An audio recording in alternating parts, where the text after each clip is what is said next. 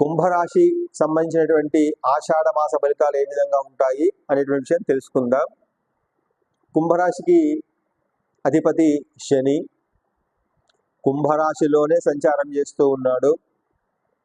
కుంభరాశికి ద్వితీయ స్థానంలో రాహు ఉండడము, తర్వాత అర్ధాష్టమంలో గురువు ఉండడము, అర్ధాష్టమంలో కుజుడు ఉండడము, తర్వాత అష్టమ స్థానంలో బుధుడు ఉండడము, తర్వాత